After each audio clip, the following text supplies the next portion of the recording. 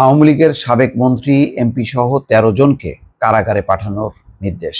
এর আগে তাদেরকে সকালবেলায় আন্তর্জাতিক অপরাধ ট্রাইব্যুনালে নেওয়া হয়, তারপরে তাদেরকে আদেশ দেওয়া হয়, কারাগারে পাঠানো হয়। তাদের বিচার শুরু হয়েছে এর আগেই।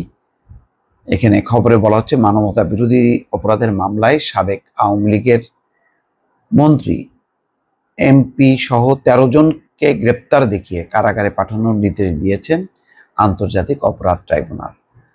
সোমবার আন্তর্জাতিক অপরাধ ট্রাইব্যুনালের চেয়ারম্যান বিচারপতি মোহাম্মদ গোলাম মুর্তজা মজুমদারের নেতৃত্বে ৩ সদস্যের ট্রাইব্যুনাল এই আদেশ দেয়। আজকে বেশ সারিবদ্ধভাবে দেখলাম যে দৃশ্যটা, দুইজন আবার হাত তুলে প্রার্থনা করছে, পলক এবং আনিসুল হক দুইজন। তবে অন্য দিনের তুলনায় আজকে বেশ স্বতঃস্ফূর্ত দেখা গেছে, এবং যেহেতু তাদের উপর কোনো হামলার কোনো শঙ্কা ছিল না, সেখানে হাসানুল হক ইনু, রাশেদ খান মেনন, সালমান এফ রহমান, আনিসুল হক, জুনায়েদ আহমেদ পলক, তাদেরকে বেশ মোটামুটি খুবই ধূপদ্রস্ত চেহারা দেখা গেল। মোটামুটি বলা যায় তুলনামূলকভাবে বেশ হাস্যোজ্জ্বল ছিলেন। অনেকে কথা বলার চেষ্টা করেছেন, উত্তর দেওয়ার চেষ্টা করেছেন, পাশ থেকে অনেকে কেমন আছেন জিজ্ঞাসা করাতে তারা মাথা ঝাঁকিয়ে উত্তর দিয়েছেন অথবা হাত নেড়েছেন। ট্রাইব্যুনালের 2 সদস্য হলেন বিচারপতি মোহাম্মদ শফিউল আলম মাহমুদ এবং অবসরপ্রাপ্ত জেলা ও দায়রা জজ মোহাম্মদ মহিতুল হক এনাম চৌধুরী। আদেশের বিষয়টি নিশ্চিত করেছেন ট্রাইব্যুনালের চিফ প্রসিকিউটর মোহাম্মদ তাজুল ইসলাম।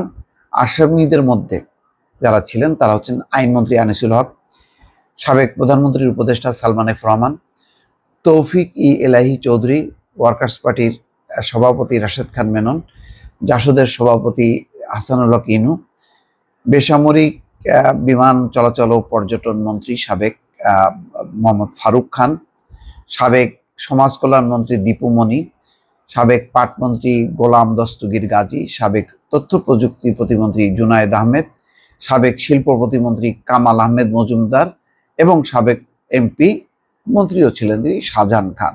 এর আগে সকাল 10টার দিকে ঢাকার পুরাতন হাইকোর্ট ভবন প্রাঙ্গণে তাদের হাজির করা হয়। তাদের বিরুদ্ধে হত্যা, নির্যাতনের মতো মানবতা বিরোধী অপরাধের অভিযোগ আনা হয়। তো আসলে এটা এই বিচার নিশ্চিত যে আরও অভিযুক্ত অনেককেই, সম্ভবত 2 জনকে আনা সম্ভব হয়নি, তার মধ্যে খাদ্যমন্ত্রী আব্দুর রাজ্জাক এবং আরও একজন, তারা অসুস্থ থাকার কারণে আনা হয়নি। এখন এর পরবর্তী ধাপে আছে যে শেখ হাসিনাকে নিয়ে আসা। সেই প্রক্রিয়াটি যদিও জটিল, অনিশ্চিত, যে শেখ হাসিনা যদি তাকে আনা যেত তাহলে একটা পরিপূর্ণভাবে, আর যেই ব্যক্তিদেরকে আনা হয়েছে তাদের ব্যক্তিগত পর্যায়ে কতটুকু অপরাধ জানি না, কিন্তু সবাই হলো শেখ হাসিনার নির্দেশ অনুযায়ী দায়িত্ব পালন করেছেন, ফলে সেই দায় তাদের উপরও বর্তায়। তবে মূল যে আসামি তিনি হচ্ছেন শেখ হাসিনা, যিনি এখন এই মুহূর্তে ভারতের রাজধানী নয়াদিল্লিতে অবস্থান করছেন। দর্শক ভালো থাকবেন, আল্লাহ হাফিজ।